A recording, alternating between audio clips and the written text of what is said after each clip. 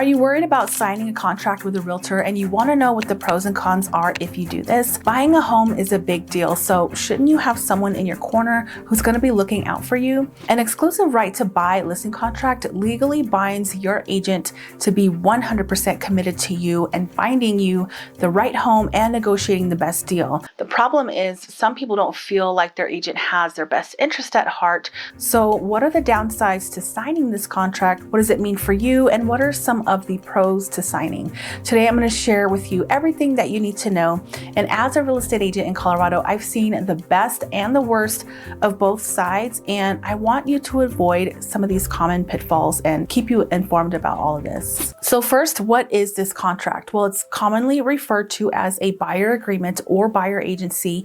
And here in Colorado, it's the exclusive right to buy listing contract. It's essentially an agent requesting exclusivity in helping you buy your house. I think this part is fair, given that the real estate agent is spending their gas, their time, their effort, and resources to help you find the right home. An exclusive right to buy listing contract is an agreement between you and your real estate agent, and it means that the agent is the only one that can represent you when you're buying a house. If you buy a home during the contract period, even if you find it on your own, that agent could be entitled to receive compensation. So here's how it works. You work with one agent, you agree to stick with that agent while the contract is active, and the agent works for you. They help you find homes, they negotiate and guide you through the entire process, and they help you through inspections, they help you through legal deadlines, title transfer, they spot shady business for you. For example, a seller that might be hiding an HOA issue or maybe some potential litigations.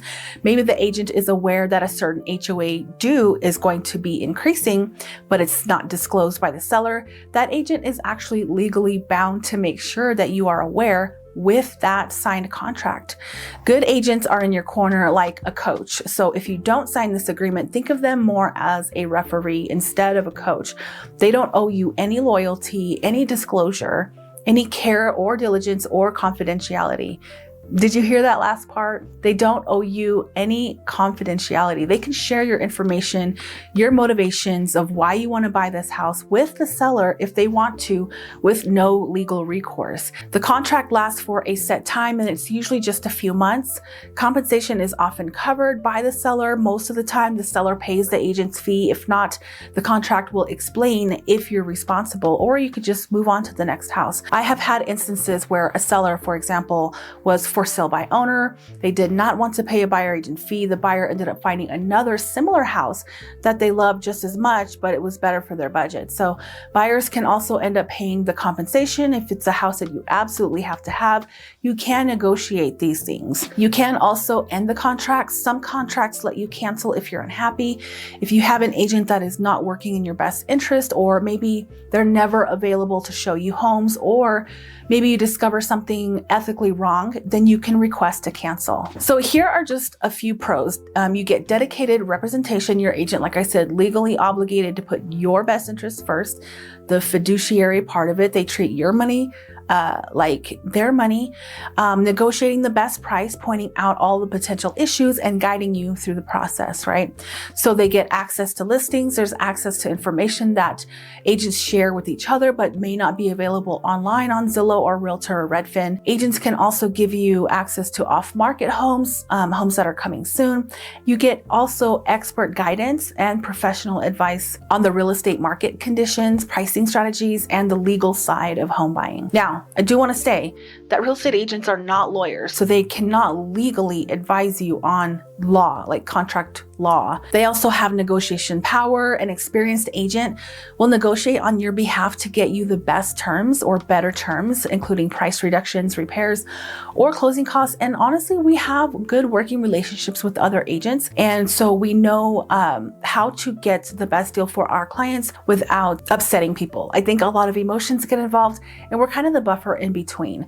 So you get a streamlined process. Your agent handles all the heavy lifting, right? Scheduling showings, showings, coordinating inspections, and communicating with the sellers. A lot of people might wonder what agents actually do. There's more stuff that agents do, like they do home search and market expertise. Like me, I'm constantly researching and keeping up with the market and making sure you get the most accurate and updated information if you're buying a home in Colorado. So finding homes that match your needs, price, location, and features, providing those neighborhood insights, that all the data that comes behind it, what the average home price is in certain areas, commuting times, analyzing these market trends, really to help guide your offer and your strategy. So we write and submit the offers for you on our contracts. You can obviously do that on your own. If you want to learn how to buy a house without a real estate agent, I will link that video below in the description. It's not about the fact that you can't do it, but I think for a lot of people, emotions run really high during this time. It's one of the most stressful things you could do, right? Have kids, buy a house, go to school. That's up there in the top, I would say 3 to 5. And so emotions can run high and sellers can be in difficult situations. Maybe they're getting a divorce. Maybe their, partners aren't communicating. There's so much going on in the background that we handle for you, advising on contingencies, financing, appraisal, handling counter offers, and what the norm is or what we know that we can get for you, how we can save you a lot more money by knowing some of the things, because we see it all day long, every day, right? And that's just not always possible when you're doing this on your own. I'm not saying that people can't do it on their own, but it's just something to keep in mind that you could save way more just by having an agent in your corner. So we manage deadlines to keep everything moving forward. We communicate with the seller, the agent, lender, title company. There's so much going on. We're explaining contract terms, buyer rights. We ensure compliance for you so that you don't get sued. We know the real estate laws. We manage disclosures, all the paperwork. We do the closing assistance. We review the final documents. We set up closing for you. We do the final walkthrough of the property, making sure that stuff is taken care of. There might be things where people have left things behind, left the house a mess. What do you do in that situation where you don't want to lose your earnest money, but you also don't want to sign without getting someone to do what they said they were going to do in the contract? So, but here are the cons, right? We went over all of the pros. I'm going to be transparent with you and go over the cons as well. So if you buy a house that an agent showed you, right, but you hire another agent to do all the things that I just explained above, then that can cause serious issues for you to have to pay 2 agent fees. So don't do that. If you're going to work with an agent, just work with that one. If you no longer want to work with that person, please let them know and cancel the contract. Do everything in writing. Make sure you get that amendment to cancel, because it's a legal binding contract. You don't want to go around and say, oh, well, that agent will never know. They might know. They might see a house that, they showed you and they're like, oh, it's sold. And, it's a small community. People find out things here, and you don't want to have to pay for 2 buyer agent fees. Now, you're typically locked into working with an agent for a set time. So another con, it's like often 3 to 6 months. So if you're unhappy, the cancellation of the contract, it can be tricky. Sometimes the agent might not want to out of spite, or maybe they will try and prolong it.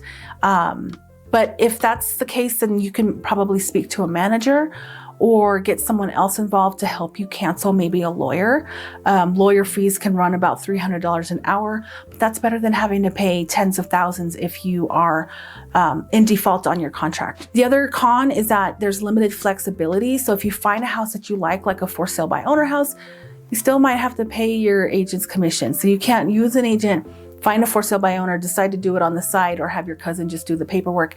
That's just not how it works in real estate. These are legal documents, and you just want to make sure that you do everything right so it doesn't bite you later down the road. And the reason why it's that way is that there's just a lot of bad eggs in this industry, right? So if I were to show a home to a buyer and they ended up canceling because they wanted to use maybe a family member or someone else, or maybe someone said, hey, I'll give you a good deal if you don't have an agent.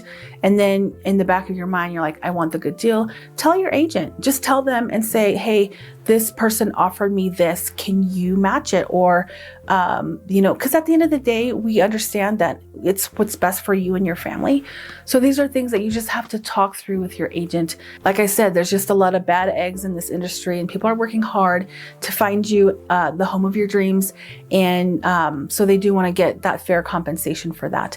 So anyway, if you have more questions about the exclusive right to buy, you can watch the video that is popping up next on the screen. If there's anything else that I can do to help you, please feel free to book a consultation below. It's free, and don't forget to subscribe, like, and it really helps the channel grow so that the message gets out to more people. So anyway, thanks for watching.